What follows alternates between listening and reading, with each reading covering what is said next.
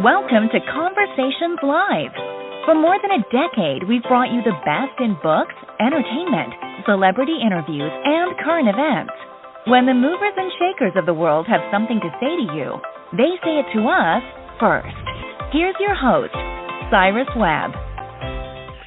Hello, everyone, and welcome back to Conversations Live. I'm your host, Cyrus Webb. Glad you all could join us once again. But for our radio audience tuning in at WYAD 94.1 FM and WYADonline.com, we're glad that you all could be with us. Also, tuning in to our friends online around the world, thanks to iHeartRadio and Amazon Music Podcast. We're glad you all could be with us as well. This is part of our News You Can Use segment here at WYAD, and today we're talking about food sensitivities. Unlike a food allergy, which generates an immediate response, food sensitivities can be much harder for people to detect. Joining us, to talk about the impact of food sensitivities on our health, we're excited to welcome the Professor of Medicine and Digestive Diseases at Yale University School of Medicine, Dr. Wajahat Mehal. He's going to talk to us not only where you guys can get more information, but also what to look out for as well. Dr. Mehal, thank you so much for the time. Really appreciate it. Pleasure to be with you. Well, this is an interesting conversation. We've had people actually come on our radio show, Dr. Mehal, talking to us about food sensitivities. How prevalent are food sensitivities, and how can they impact our health?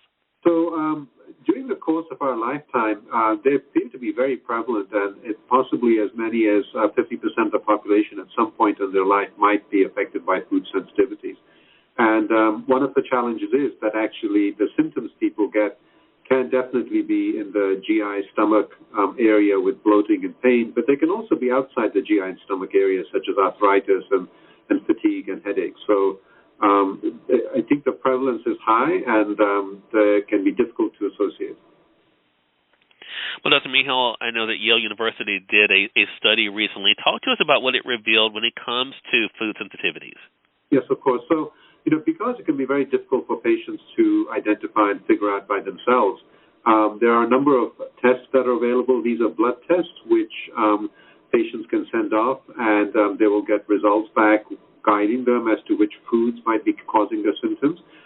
We use one of the more prominent ones, the ALCAT test, and we conducted a randomized clinical trial which was blinded. The patients did not know whether they were in the test arm or the control arm. And these were patients who had irritable bowel syndrome, which is a very common gastrointestinal problem, causing a lot of pain and bloating and discomfort for patients. And what we basically found was that when the results from the ALCAT test were used to guide patients as to which foods they should avoid or specific ingredients in foods they should avoid, that actually their symptoms were improved. And that was very encouraging. So a lot of times when it comes to different things that may be ailing us, Dr. Mehal, testing is a big part of that. Can you talk to us about testing methods that can help people determine their own sensitivities and how they can better support their health? Absolutely. So as I mentioned, there are a number of tests that are out there which will give some information on food sensitivities. The issue is that really, apart from the ALCAT test, which we conducted a clinical trial on, there is not really high-quality clinical trial data.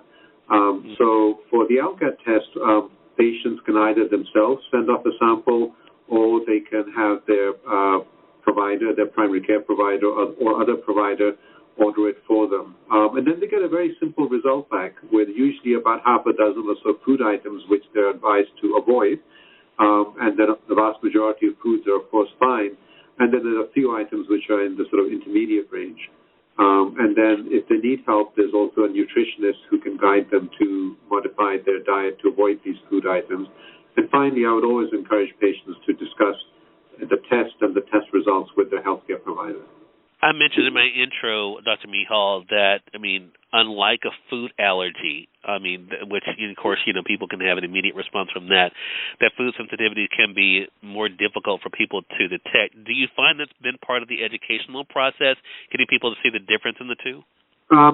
Yes, absolutely. I think perhaps because the food allergies can sometimes be more acute and, if you like, more dramatic, and clearly are a very dangerous reaction that needs to be paid attention to. Food sensitivities, because they occur over a longer period of time, and therefore, although they're causing a lot of symptoms and a lot of health issues can appear not quite so dramatic, and therefore sometimes they don't get the attention that they really deserve. Such an important conversation, again, when it comes to food sensitivities and the impact it can have on our health. Dr. Mehal, where can our audience go for more information? So there's, of course, the scientific literature. So, our study is published in a peer-reviewed journal called BMJ Open Gastroenterology.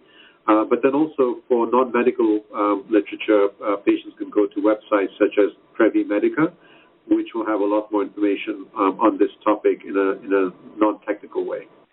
Dr. Mehal, thank you again for the work you do, and thank you for the time today. Really appreciate you stopping by the program. Thank you for your time.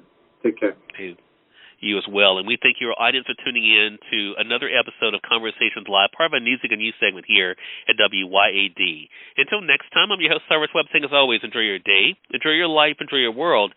Thank you all for choosing Conversations Live, and it's going to make today amazing. Take care.